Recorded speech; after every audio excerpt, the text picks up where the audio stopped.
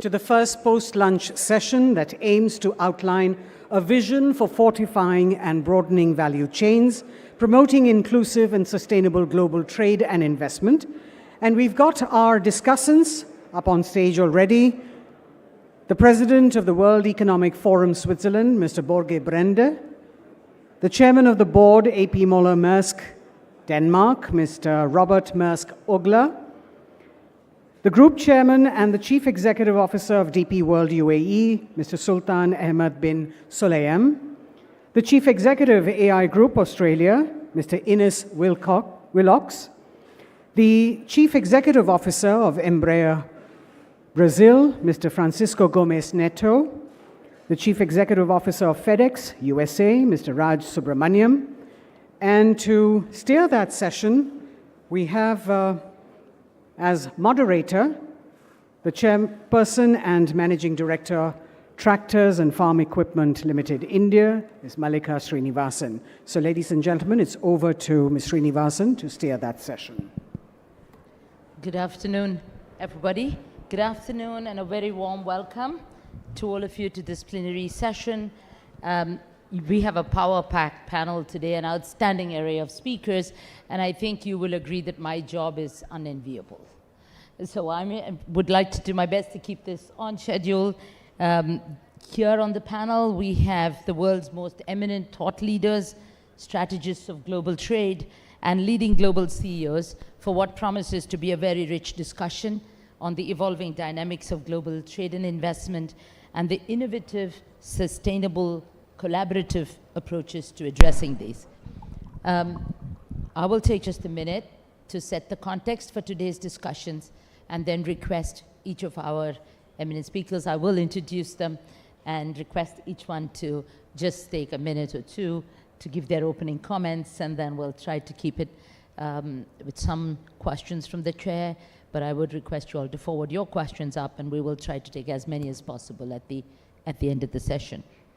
Unforeseen, unexpected events, pandemics and political shifts, for example, that have sharply disrupted GVCs over the last few years have moved resilience center stage, highlighting the need for GVCs to be architected and built, not merely to withstand shocks, but to thrive in the face of adversity.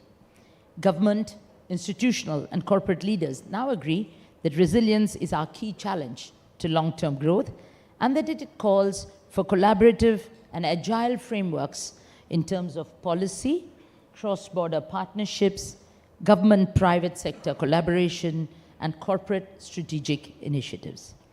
Long-term resilience of trade and supply chains that are built on long-established supply partnerships and interconnectedness that has enabled growth has to now bring in the elements of resilience, energy security, and climate change, making sustainability a very intrinsic part of any resilience strategy.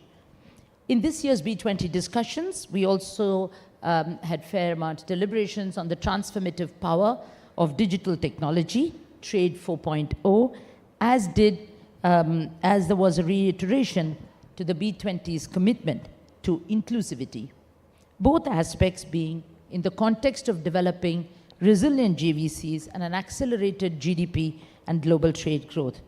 Our panel discussion this afternoon, therefore, focuses on the themes of building resilience in the new world context alongside sustainability, inclusivity, digital technology, these being the building blocks and interconnected themes for long-term resilience. Let me introduce first our first two speakers. I'll just try to make this as interactive and not monotonous in the introduction, so just let me do two speakers to begin with. Our first speaker this afternoon is an ardent advocate of the resilience agenda, often stressing its crucial role in safeguarding global GDP, its positive impact both in the short and the long term, and the significant cost of lost opportunity in the absence of the resilience agenda. In his earlier roles as minister in the Norwegian government, covering a variety of portfolios that included environment, trade and commerce, and foreign affairs, and then through his passionate leadership of the World Economic Forum, Mr. Børge Brende, President, has been one of the most thoughtful thought leaders, impactful thought leaders and a catalyst for transformation across governments and global businesses. We look forward to hearing from you, Mr. Prende, on the crucial role of resilience with an emphasis on climate competitiveness, circular trade, climate FDI, and the emerging area of trade tech. Your insights on innovative strategies to fortify GVCs and boost growth in evolving and volatile landscape would set the tone for our panel discussions. Our second panelist is His Excellency Sultan Ahmed bin Sulaim, Chairman and CEO of DP World. As one of the leading providers of smart logistics solutions, DP World moves approximately 10% of global trade.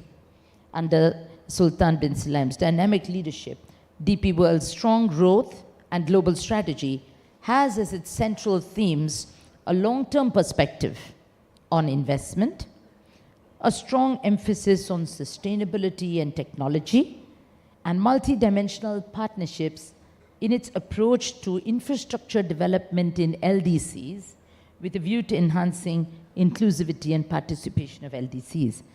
A strong proponent, I know, Sultan, you're a strong proponent of free trade. We look forward to your perspectives and building resilience through a holistic approach. Let me first request our first two speakers, Ms. Prende and Mr. Sulaim, to first make your opening comments, and we'll come in with some questions. Thank you so much, and congratulations to India on its G20 presidency. It is really nice to come a place where you can feel what optimism is again. There is a lot of optimism in India. That's the basis also of India's presidency. Fastest growing of the large economies in the world, 3 years in a row, and there is no reason why this will not continue. Unfortunately, the global growth is more sluggish. We at the World Economic Forum expect 3% economic growth this year, and we know that the engine behind growth in the past has been trade and using different countries' comparative advantages. Of course, we have to adjust. After COVID, we learned that we could not only think just in time, but also just in case. But it is very important that we don't lose the baby with the bathwater, because trade was the engine behind growth. And our economist has also looked at what will the consequence be if we follow this decoupling thinking, that we only friendshore or nearshore. It will have big impact also on the future prosperity of our planet. If you went totally into a decoupling, we would probably lose around 8 to 10% of global GDP. That is more than the worst depression has led to. So there is a lot at stake, and speaking to the G20 Sherpa Amitabh Kant yesterday, I know that India also during its presidency is really looking at how to also secure the global value chains. Global value chains is at the core also for future growth. So there is a lot at stake when we are looking at the trade system moving forward. And it has to be adjusted. It has to adjust for climate change. It also has to be more inclusive. But we will have to find ways of trading with each other. And this whole notion of friendshoring, I'm questioning that. Who are our friends? Is South Africa our friend? Is Nigeria our friend? Is Brazil our friends? Of course. I think what we should continue to do is to let countries be competitive, and we let countries buy where they find it most relevant for their business and for their input. So I think a strong message from the B20 and from India is that future prosperity, future poverty eradication will also be based on open trade, strong global value chains. That's a prerequisite also for future prosperity. Thank you. Thank you. Over to you, Sultan. Thank you very much. It's my pleasure and honor to be with you here today and to share our views and discussions at this important summit and with the global leaders that I have great respect for. Of course, global value chains are crossroads that could lead to regional realization of a trade for years to come. We face challenges in the term of geopolitical, environmental, and other crises that keep popping. But one thing for sure, as people in the transportation, we learned from the crisis that we faced, and we are more resilient. That doesn't speak much about the supply chain, which showed how fragile it is during COVID, as well as during many of the crises that happened, even the crisis of the blockage of the Suez Canal, how much it delayed. That means we, in the transportation, have to work better, have to improve the transportation supply chain. To that end, DP World invested heavily in some hard infrastructure as well as soft infrastructure. Soft is digitalization. Today, even though we are in digital age, 80% of the transaction in the transportation is still on paper. And we have launched many platforms, including cargos, which helps us to communicate with our people, to reach our customers, and to provide end-to-end solutions. In the transportation, a lot of costs are associated with bringing cargo from end to end. And if you look at, for example, Africa, landlocked countries, almost 40% of the cost they pay is for the infrastructure inability. In India, roads are not capable to handle the cargo. And so we use rail, and we are like the second largest rail operator in India. And India growth is amazing, and I want to congratulate India for leading the G20. Today, one of the geopolitical issues that are facing people hopefully will be resolved better as we cooperate. And I really want to remember the BRICS meeting, which happened in South Africa, where 6 countries have been invited to the BRICS. UAE is among them, and we are very proud with that, because this major agreement gives advantages to countries that are members. Also, thank you.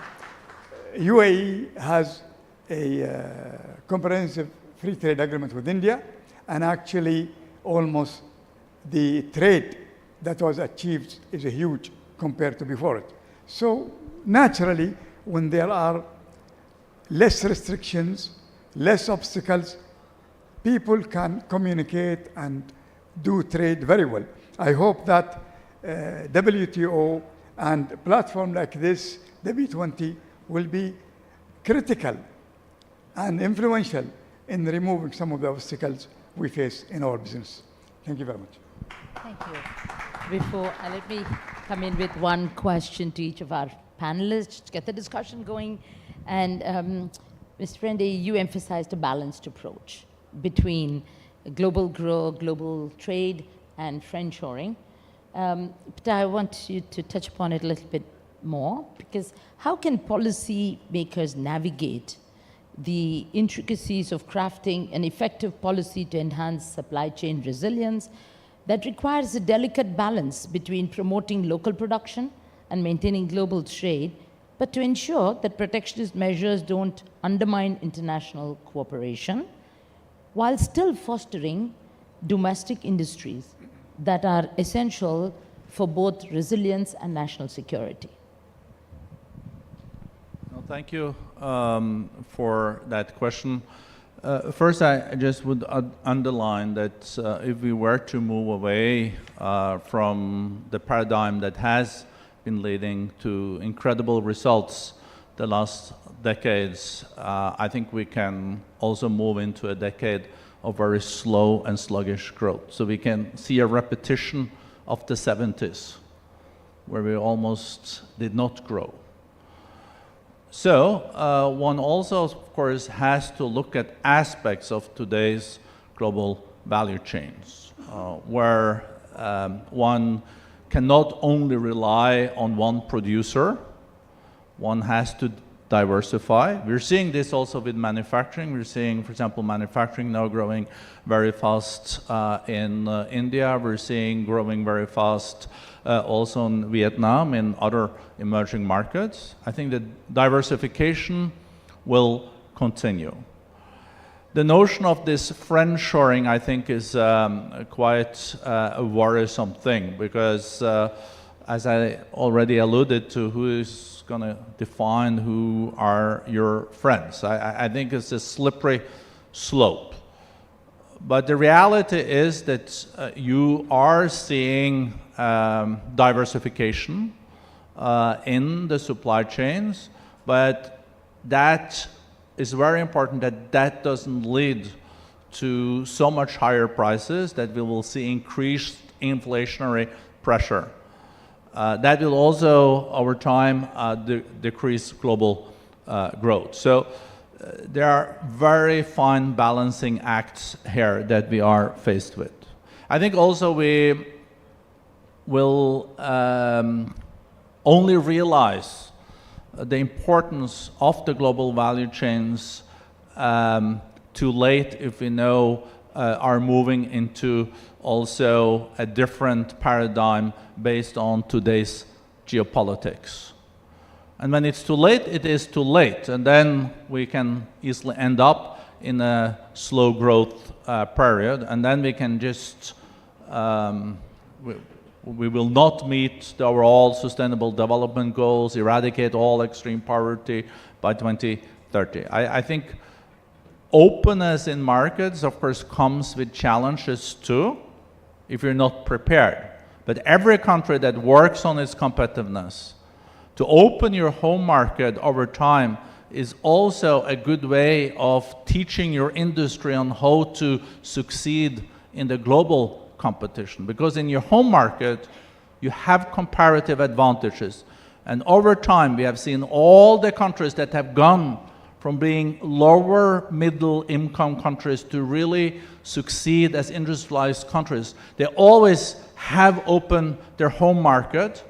Tougher competition, maybe you lose once or twice, but there, if you succeed, you're then also ready to go abroad. So I think visionary leaders also open up for competition, are not afraid of competition. Also, like India today, is ready for it, because India has 1.4 billion people. Half of them are less than 27 years old, and most of them are digitally connected. And that is, of course, the new part of the situation that we're faced with, that you have to be digitally connected, and you have to be open societies for what that brings on. Thank you. Thank you. It compels me to, I promised to ask only one question, but it compels me to ask one more. Picking up from your comment on India, a while ago, you said India is ready for this, and while this is a B20 meeting, we are here in India, and you said India was ready for it. True, you were bullish about the manufacturing sector. In your earlier comments earlier this year, you were quite bullish about the manufacturing sector in India, and therefore I'd like you to share your thoughts on what would take India forward. What do you believe would be taking India forward in the years ahead, and what are some of the challenges that you think that the country should brace itself up for? I think India now is facing the so-called snowball effect. You know, if a snowball starts, maybe it's easier for a Norwegian with that analogy, but when the snowball starts to roll, it gets bigger and bigger very fast. And I think now India is on that row. And of course, the demography helps a lot. You will be in a situation where you have a positive impact from your demography 30 to 40 years to come, while other countries are fighting this. On the manufacturing side, I think that is also now big time coming in India. What is important for India, though, is to continue its reforms, build better infrastructure, invest also in education. I think that's a prerequisite also for further success. But I'm very, very bullish on India. We think at the World Economic Forum that in a few years, India is going to be the third largest economy in the world. And congratulations on that. I think the $3 trillion US dollars economy is going to be a $10 trillion US dollars economy in a decade, and is going to be larger than Germany and Japan only in a few years. So continue the reforms, but also take more global leadership, because India can also have very positive impact on the so-called swing states. So let's see Indian leadership in bringing the world forward, also when it comes to openness. It is the world's largest democracy too, and I think that's also important to underline. Thank you. Thank you. Let me move to Sultan. I know you're an ardent proponent of free trade. Liberalization of trade builds resilience. And I quote you when I say liberalization of trade builds resilience. Would you share your comments and perspectives? For liberalization of trade builds resilience.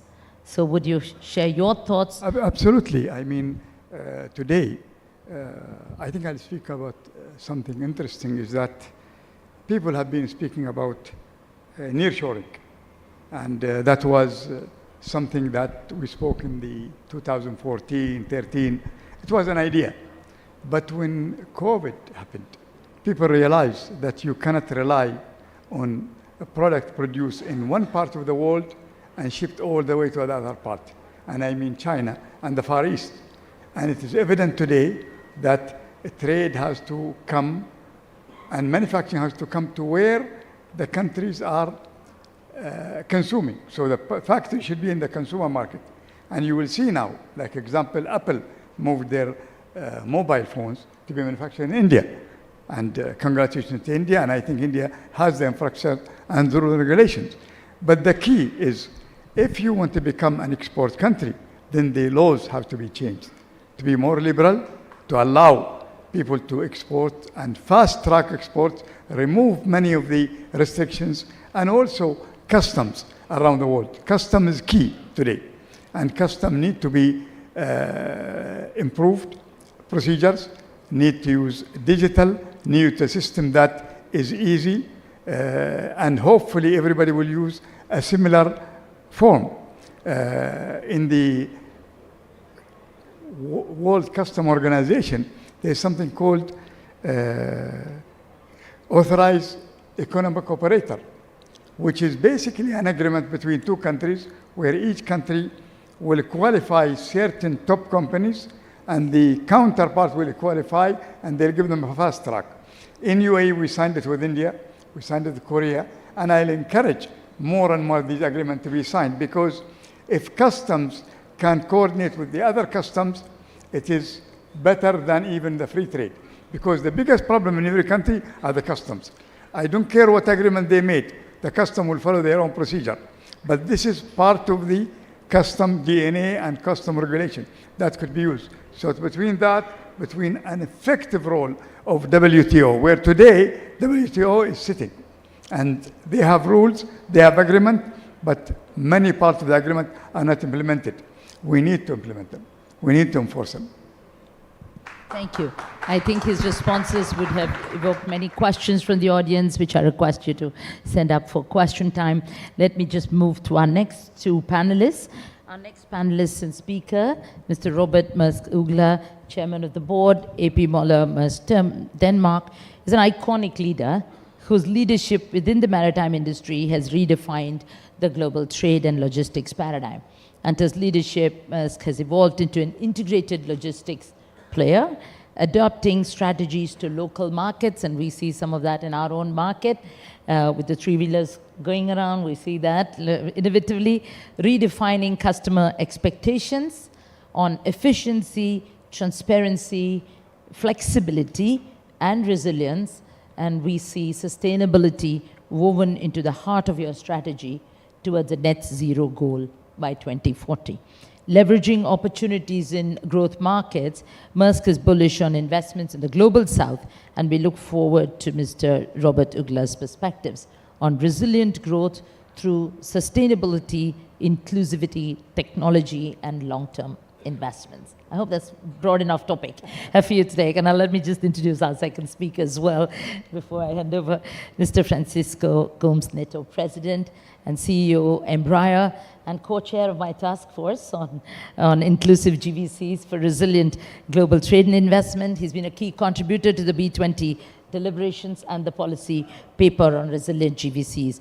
An advocate of globalization, he's a visionary force in the aerospace industry with a deep understanding of supply chains, and enriches our dialogue today with insights that transcend borders. Embraer's focus, and I'm quoting you, Francisco here, minimizing carbon footprint by remaining dedicated to innovative solutions, is promising in terms of breakthroughs in commercial aviation and urban air mobility. So we look forward to hearing from you on the supply chain challenges to address towards enhanced resilience and the future of supply chain architectures. We already had one viewpoint earlier from Mr. Perge on supply chain architecture and tapping new market opportunities. And I will repeat my emphasis on balancing efficiency, resilience, and national priorities. So over to you, first Robert. Thank you. It's a great privilege to be here, to be at this conference and to be in India. You know, coming from Europe, I can tell you it's a real tonic to be in India, a great deal of optimism and so much talent. So we are very excited. We're excited about your national logistics policy, and we're very excited about what our customers are doing in India and the potential of this country. Now, I was asked to give a 1 to 2 minute summary of, I think, a fairly complex matter. I think for me the key word here, as also stated in the headline for this session, is resilience. It's the recurring word I hear in many of the conversations we have with clients and governments. So resilient supply chains. So the question is sort of how do we position ourselves in this new world of logistics? And I think it's important to just stress what has really changed. A lot has changed in the last 10 years. I'm not going to repeat what Borge said, but it's quite clear that the patterns of governments, I mean, people talk about geopolitical fragmentation, has had a significant impact on the complexity of supply chains. So, I recently saw a client who used to produce all their printers in China. Now they produce printers in 4 different countries. And of course, that brings a lot of complexity. And some of these geopolitics will make life even more complicated for many of the clients we serve, many of the companies in this room. But I think there's also another aspect making life more difficult, and that is what I call sort of the event risk, or what some people may call the black swans. I mean, we've just experienced COVID-19, a very, very difficult development for transportation companies. So it had a very difficult impact for transportation companies, made it very difficult to move goods from one part of the world to another. But we see many other of these disruptions. We see plenty of cyber attacks.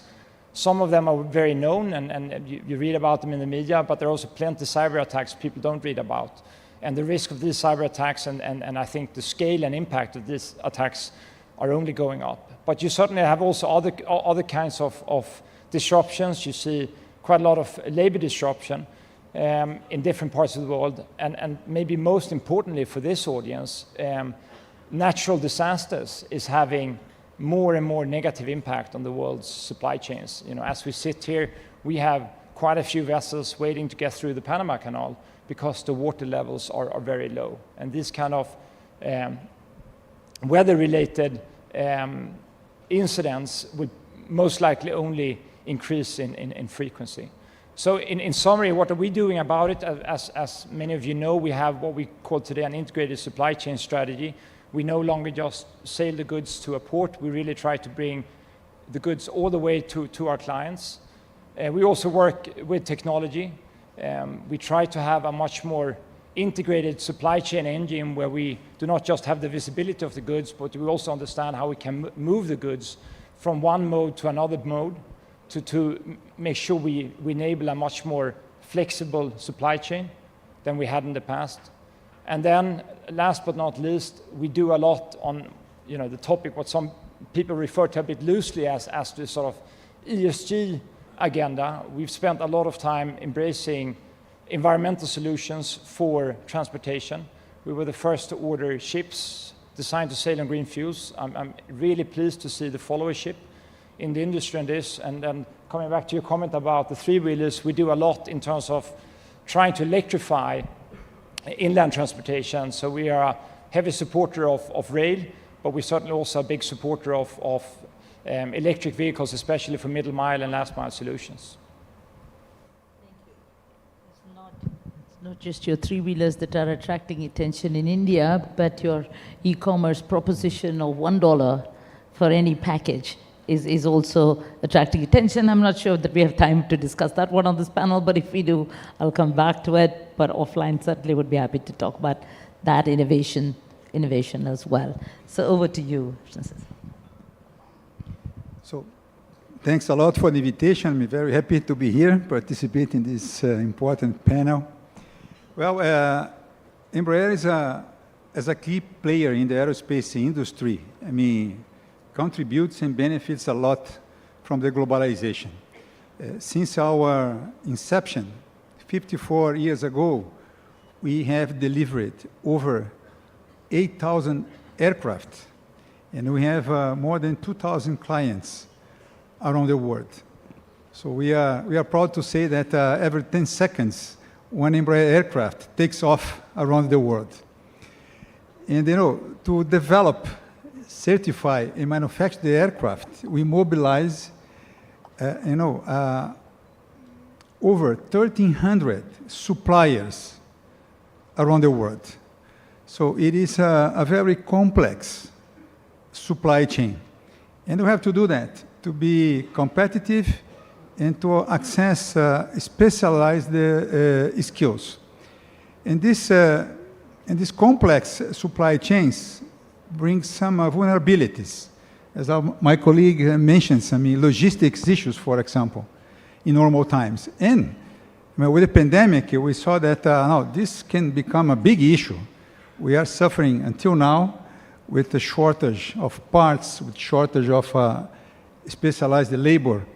So, but I see a good opportunity here, to improve the resilience in the supply chain for partnerships in this G20 group. We are now working to take the collaboration with our suppliers to a next level, to bring more insights, to share best practice, to increase efficiency. And we are also looking for partners for innovation. And this, again, we see a lot of opportunities, of collaboration with the G20 across the different countries. And then going to sustainability, we have a comprehensive roadmap to develop new products. We are committed to be carbon neutral by 2040 and help the industry to be net zero carbon emission by 2050. And then we are working in different programs. I can share more details with you, but I can mention the eVTOLs, the urban air mobility, that is a full electric vertical takeoff and landing vehicle that we expect to enter in service until the end of 2026. Also, our E2 jets, are the most efficient and quiet single-aisle aircraft flying today, saving up 25% CO2 emissions compared to the previous generation aircraft. And this reduction can be increased by 85% with SAF. And the E2 family will be ready to fly 100% SAF before 2030. So I believe we are bringing good contributions to sustainability as well, And I can bring you more details in the next questions. Thank you, thank you. A quick question perhaps to both of you on the Global South. I think you had advocated, beyond your industry leadership, you've advocated for collaboration and development in the Global South, and in the context of resilience that you stress. What are the different initiatives or approaches that focus on enhancing infrastructure and capabilities in developing regions, not only to facilitate trade, but also to contribute to global resilience by reducing the vulnerabilities in interconnected supply chains and fostering economic inclusivity? So as a global logistics company, we've for a very long period of time, and for example, we have a 100-year anniversary this year in Vietnam. We have in India, we've been in slightly shorter period, but we've been here for more than 3 decades. So as a global logistics company, we don't sort of operate in only one part of the world. We are heavily dependent on having capabilities and talent across a global network. We are a very diverse organization. We have, if you look at our leadership team, we have 10 different nationalities. So out of a team of around 16 people, we have 10 different nationalities and a fairly even split between men and women. And if you look at our global workforce, we have a very distributed workforce. I mean, we have 20,000 colleagues here in India. As a company, we've sort of never made the distinction between the North and the South. And in fact, we see many of the growth opportunities in the South. But I do think the question is very important. I mean, 60% of the world's population growth will happen over the next 30 years in Africa.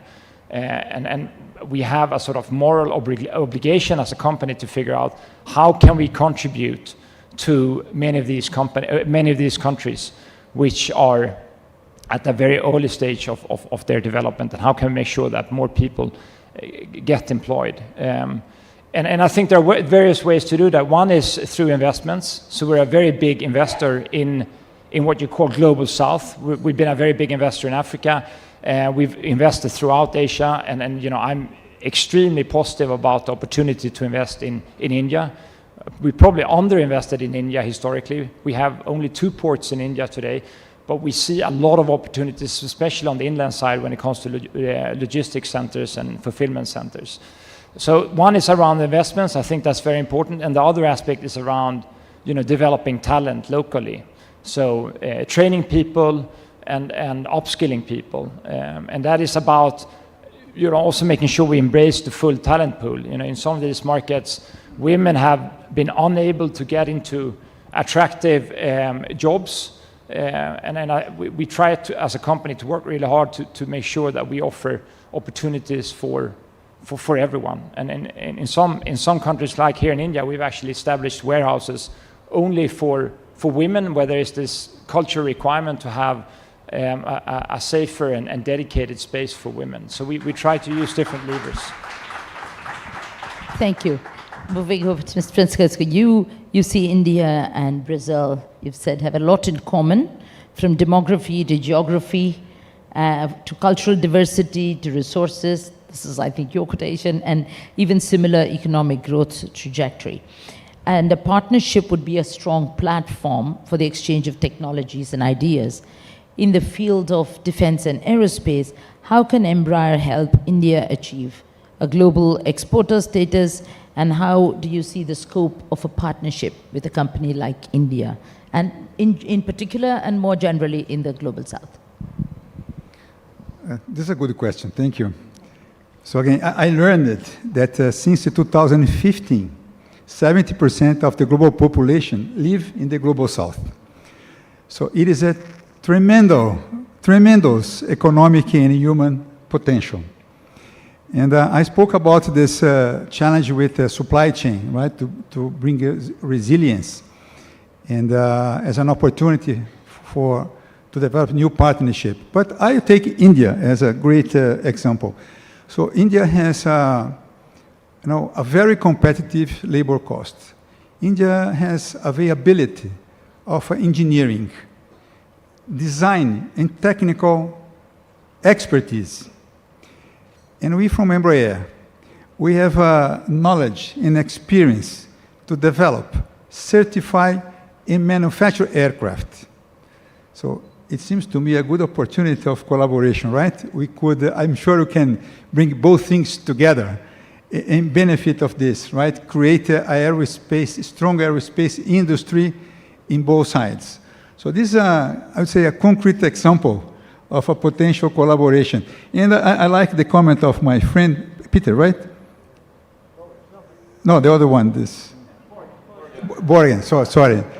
I mean, saying that we should be more effective in our, in our collaboration in this group of countries, right? Makes things really happen to help each other. I think this, we have a lot of opportunities, but we must be more effective, right? Recommendations are good, execution is even better. Thank you. And let me move to our next two panelists. Mr. Ines Willox, Chief Executive of Australian Industry Group, AI Group, with his exceptional grasp of intricate dynamics amongst technology, business, and societal progress, has influenced the policy landscape in Australia and beyond by promoting a very pragmatic approach to climate change that is woven into national policy and aimed at enhancing competitiveness. Responsible environmental stewardship, he firmly believes, has a close nexus with economic growth, and his aspect of addressing livelihoods that were impacted by transition and diversification, to me, added an emerging dimension to inclusivity. AI has focused on digitizing supply chains and enabling MSMEs to rise up to the challenge of disruption. So we look forward to hearing from you, Mr. Ines, on your insights on national policy and sustainability, digitization and inclusivity. And then over to Mr. Raj Subramaniam, CEO and President of FedEx USA. He's been a very keen proponent of smarter global value chains and resilience through digital transformation. FedEx is a pioneer in the field of utilizing technology and moving to greener operations to achieve electrification of his entire pickup and delivery fleet by 2040, although I did hear him earlier in the conversation saying it was going to be difficult to do that with the aircraft. As a driving force in digital transformation, we look forward to having your views on harnessing the potential of smart technologies in trade efficiency, in bridging the digital divide. There's a huge digital divide today, in leveraging opportunities that it provides to foster inclusivity and the policy initiatives. And we all know that you're an ardent advocate of policy reform. So what are the policy initiatives that would strengthen resilience? Over to you. Thank you very much, and thank you for having me here today, and thank you to the CII, our very long-term partners, and thank you too for allowing me to participate in the International Advisory Caucus for this P20. It was a fantastic process which I think has yielded some tremendous results, as you've seen through the work that has been unveiled this morning. I think as we look at the early 21st century, our economy, our interconnectedness, it can be summed up with 5 Ds. We're in a period of massive disruption. We're in a period of significant decarbonisation. We're in a period of major diversification. We're in a period of massive digitalisation. And we're in a period of significant demographic change. You put those 5 Ds together and you see a global economy in a period of major transition. And navigating that transition is going to be crucial, not just for business, but also government, but also for communities as a whole. And I just want to touch a little bit on that in my remarks today. When you look at disruption, we've been through the COVID period over the past 3 years, and it continues to impact us to this day. Before that, we had the global financial crisis, and at the early part of the 21st century, we were emerging from the Asian financial crisis and the tech boom, all of which has made a highly disruptive period for the global economy. Perhaps the most disruptive period since the Second World War. And that makes you wonder if the 70 years or 50 to 70 years after the Second World War and the relative stability were an aberration or not, or are we now back in a period of continued disruption? You look at decarbonisation, and decarbonisation is occurring rapidly. The question is it occurring fast enough? I'll leave that to others to decide. But if you think around the main areas where we do need to have this change from hydrocarbons to renewables, you're looking at areas like transportation, agriculture, commercial buildings, and of course industry as a whole. And each of these sectors are going to move at their own pace and in their own way. There are many options now on the table for governments and industries to take up, but there will become advantage through decarbonisation. Customers will demand it, suppliers will demand it. I read this week about in international shipping a move to perhaps go back to wind power, back to sails. I don't know if that works or not, but it's sort of the options that are now being looked at. So this is happening very quickly. We look at digitalisation. We had a session this morning on AI. That's just a part of the change that's occurring within our economy. Trade is becoming increasingly digitalised. Without proper links through digital connections, trade will no longer function as you'd expect it to do. So countries and economies have to keep up with the move that we're seeing towards an increasingly digitalised economy. And of course, a big part of that is cyber resilience. Cyber is becoming very much a front of mind board issue, front of mind national economic issue as well, and it's becoming an investment issue for business. All of that fits together as we look ahead. Then we go into diversification. Are we in a period of renewed globalisation or are we in a period of fragmentation? Are the old economic systems breaking down, the economic certainties that we had continuing to break down, and will they, like lungs, sort of regrow, regenerate and move in different patterns, different connections being made both at a business and at a government level? I come from Australia, which was perhaps the most China-exposed economy globally leading up to COVID, and to see how the economy that I represent had to diversify very quickly and continues to diversify was something to behold.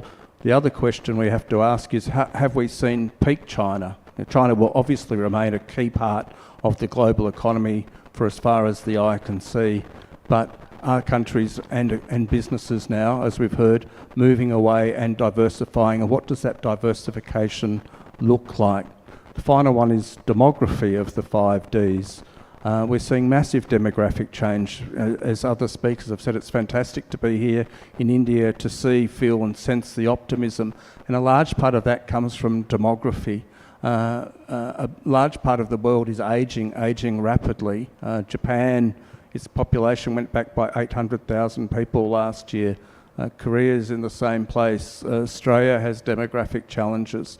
So demography is going to be a huge issue as we chase labour, as we chase skills, and as we chase the human resources that we need to keep our economies moving and diversifying. A couple of last points to make. We talk a lot about resilience, but we have to be careful that resilience doesn't become a code word for protectionism. And there are some clear signs of protectionism emerging again across the global economy as economies try to rebuild and reshape from COVID. So that is a significant issue. The second point of 3 is that bad policy is often worse than no policy at all. It has worse and more difficult outcomes for business and for the community as a whole. So governments and business need to work very closely to produce the broader policies that we need to allow economies to adapt, not interfere, not to stymie, not to hold back, and not to direct or control. And the final point is, as we go through these 5 Ds of change, is that we need to bring our communities with us. If we don't bring our communities with us, there will be a sense of being left behind and being left out. In Australia, we are doing a significant amount of work around what we call the net zero transformation. We're a very resource-rich country. We've been traditionally a fossil fuel-rich country as well. We're also a renewably very intense country as well. But bringing those communities along who are impacted by change is essential for our future success. And if we don't bring communities along, then we face the risk and challenge of fragmentation. So there are a couple of the key issues and challenges that we have as we try to adapt to this period of quite substantial disruption that we're going through. Thank you. Thank you. Over to you, Raj. Thank you very much, and good afternoon, everybody. It is, first of all, great, absolutely great to be back in India. I've traveled the world, and I can assure you for certain that this is the place which has got the most excitement as we speak. I landed in India at 6:04 p.m. on Wednesday, and I found that the whole India was celebrating my arrival. Then I found out there's a matter of a little rocket. I want to congratulate India on this significant achievement.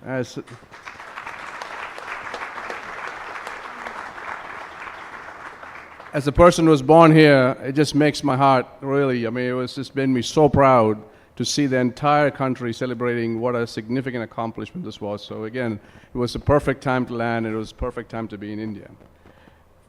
A little bit about FedEx. We have 750,000 team members. We have 700 airplanes. We have 200,000 motorized vehicles and 5,000 facilities around the world. Well, what does all that mean? It means that when we move about 16 million packages a day, we are a referendum on global supply chains every single day. We know what's going on, so to speak. And when you look back, I think I may be right, all of us grew up in an era where the world was getting more and more globalized. Trade as a percentage of GDP was continuing to increase till about 2016 or so, and then it kind of started to flatten out. And so something has changed. And on top of that came the pandemic. We've seen supply chain perturbations over this 30-year period, but because of technology and systems like ours, those perturbations were manageable. Not so in the pandemic. This supply chain bullwhip effect that is now happening, it went all the way up and all the way down, and we are still dealing with the aftermath of the supply chain bullwhip effect. Now, out of this, by the way, 5 years ago, before the pandemic, if I had said something supply chain, I would have been thrown out of polite company. Now, everybody seems to be talking about supply chain, and including talk show hosts, by the way. The word resilience has now come into the mix. We heard it several times in our discussion here today. And as has been pointed out, resilience is all fine and good, but resilience also have to be backed up with efficiency, otherwise it could be inflationary in costs. So how does one do that? Here, the role of technology is paramount. And at FedEx, we are determined to make supply chains smarter for everyone. That's our mission now. Our physical network is in place, but how do we now leverage technology to make sure that we now make supply chains smarter for everyone, so it's not only resilient but also efficient? There was talk about diversification of supply chains, and we see this every day, but it's much more nuanced and complicated than that. The supply chain patterns themselves are fundamentally shifting in much more complex ways. Again, we are practitioners every single day, and we get to see it firsthand, and we are working through those changing patterns and trying to figure out where this is heading next. But I can tell you what was before the pandemic and what is today are fundamentally different things. Let me finally close out by talking about India. India represents about 2.8% of global manufacturing. Who here will doubt that we can double that, triple that? What is the limit? As the Prime Minister said, sky is not the limit anymore. Now it's the moon. Okay, all right. Moon's the limit, says Malika here. But it's, you know, there is a significant opportunity to increase the percentage of manufacturing, of global manufacturing in India. And I think this is a moment of opportunity here. The other part I would say is manufacturing and logistics go hand in hand. I think there's a significant opportunity while we double manufacturing or triple manufacturing, there's an opportunity to reduce the cost of logistics as a percentage of GDP in India, maybe even half it. I think there is a good opportunity to do that. And then thirdly, you know, when we talk about some of the opportunities to improve here, I mean, tariffs are a very sensitive subject. I won't even go there. But there's opportunities to reduce non-tariff barriers. Make it streamlined and easy so that the goods can flow across borders in as smooth as possible. I'll tell you something. In April 2021, when the height of the pandemic here, you know, we were moving a lot of medical equipment, especially oxygen concentrators, to India. At that point, when the plane landed, within 45 minutes, the whole thing was unloaded into trucks and gone. Very smooth. And why can't we do that in normal times? There is a lot of opportunities to improve here. And, you know, I would just say that I'm just very happy. By the way, the Prime Minister's Gati Shakti plan, which is a formal plan to deal with logistics, I'm so thrilled to see that. I'm very optimistic, very bullish on where India is and where India is going. So let me close on that count and give it back to you. Thank you. And this time around, I'm going to request that the questions go from my co-panelists, one to Ines and one to Raj. So would you like to go? Yeah, please. So thank you. So I think one of the most important initiatives in our industry has been something Borge is behind, the First Mover Coalition, where you've gathered a lot of industry leaders to push for commitments, green pledges.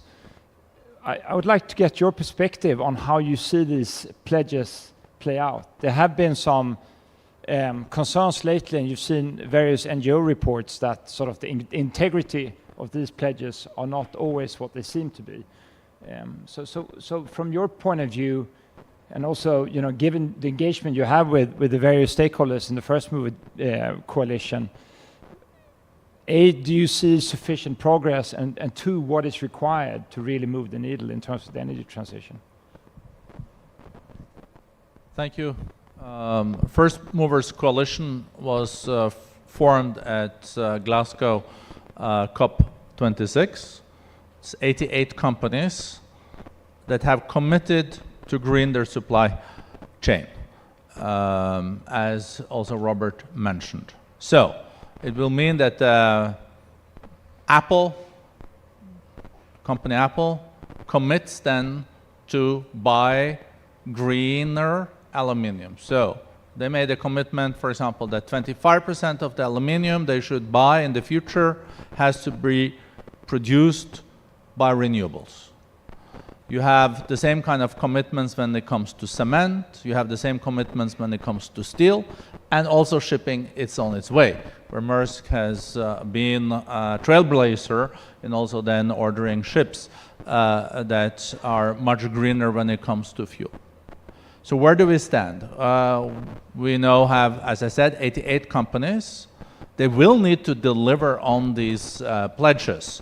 And there is mechanisms also to do surveillance. But first and foremost, I'm very glad that we're using the market economy. Instead of someone necessarily deciding that you're going to do that and that, these are companies that on their own decide that they are going to use, Amazon, Apple, the big ones, use their purchasing power to send a strong demand signal in the market. And I think the signal is there.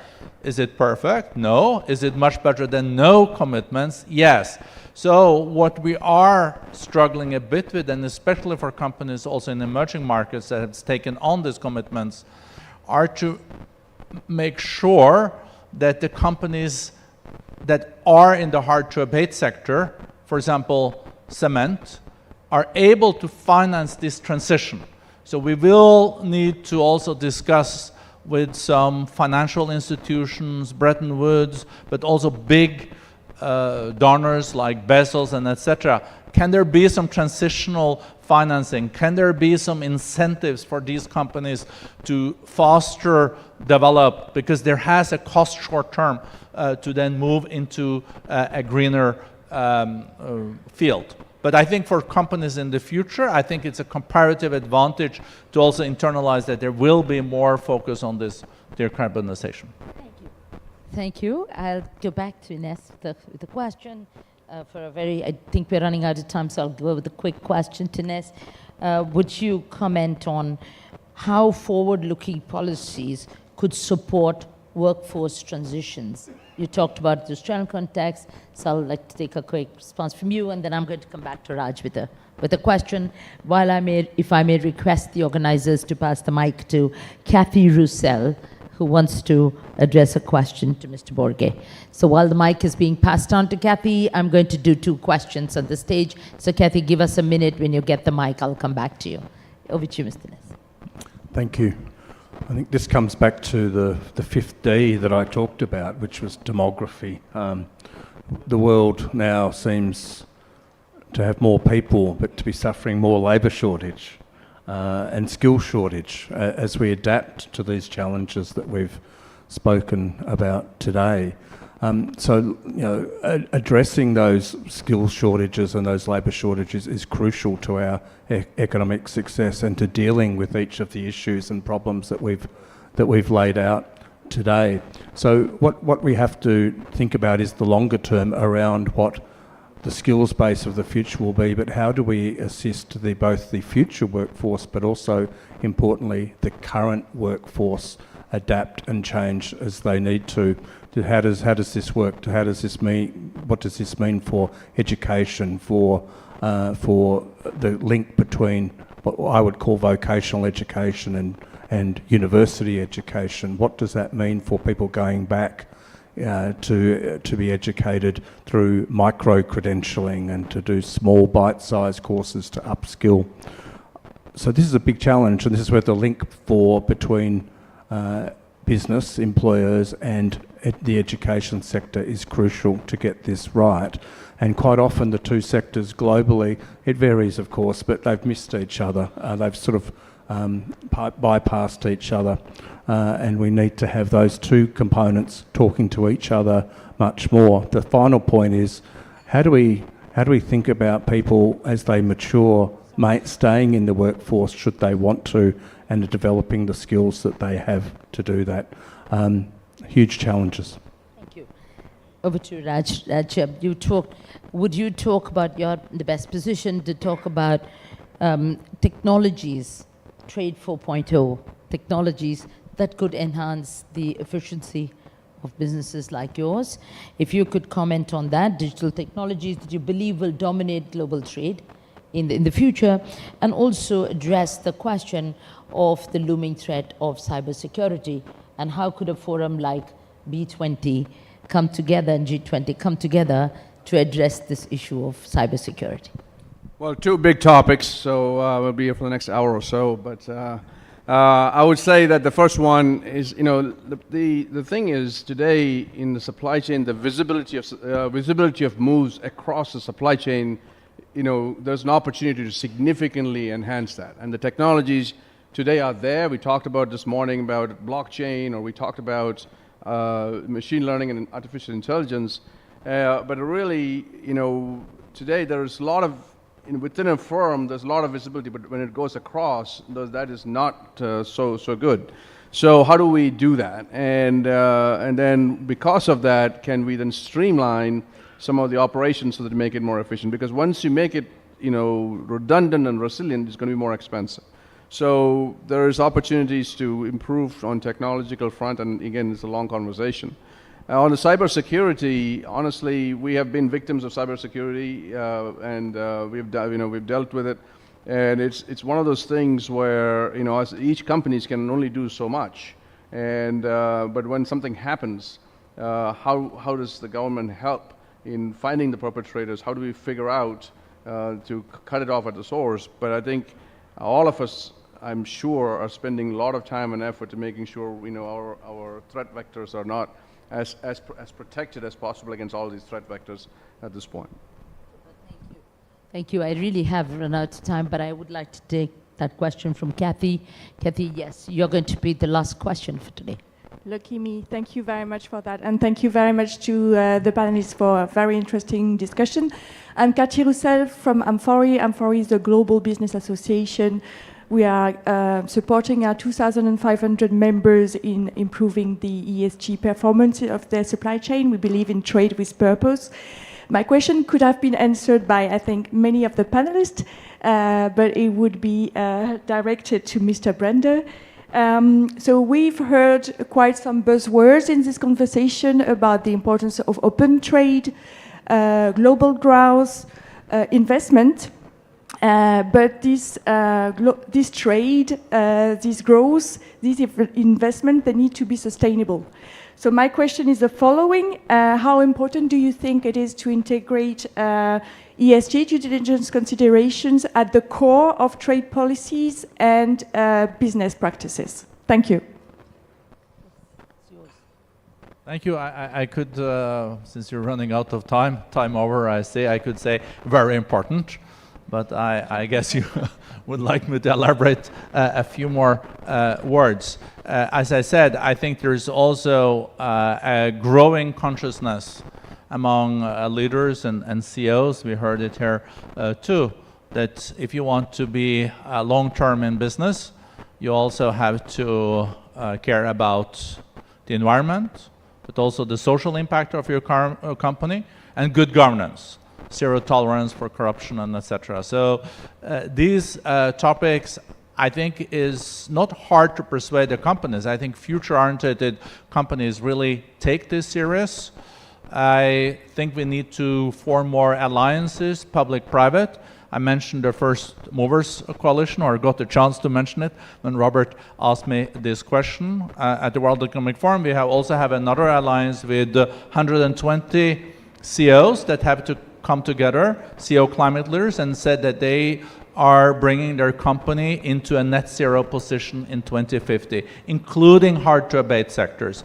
So I think that is also a way to go. There is a trend, and coming from Geneva in 38 degrees, the highest temperature ever in Switzerland, it's a reminder that the cost of inaction exceeds the cost of action. So also as an economist, I think it makes sense. It's common sense, and common sense is unfortunately not always that common. But let's make common sense very common. Thank you. On that note, I thank you to all our distinguished panelists.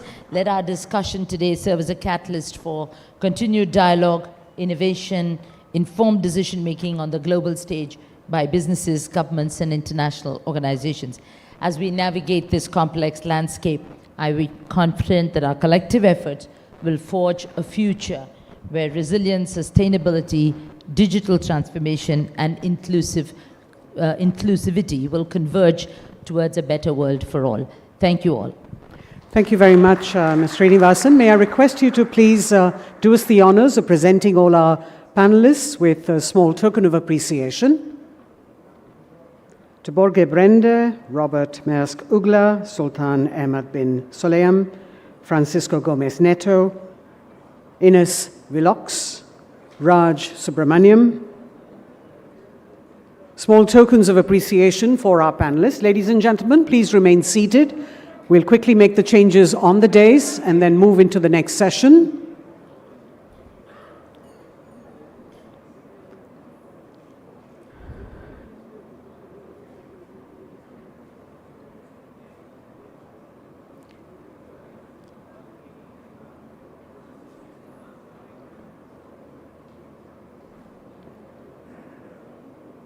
If I could request you all to please gather together in front for a group photograph.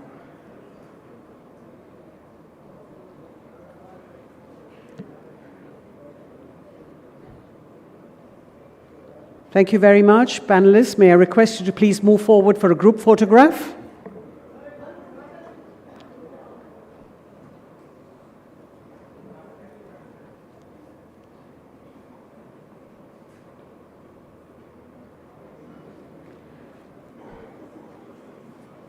Thank you for this session on inclusive GVCs for resilient global trade and investment. We are now ready to move into our next session, which is the key priorities for sustained global economic recovery, and we will have the Honourable Finance Minister join us any moment. May I request you all to please remain in your places so that we can quickly make the changes on the dais and have Madam Sitharaman join us inside the hall.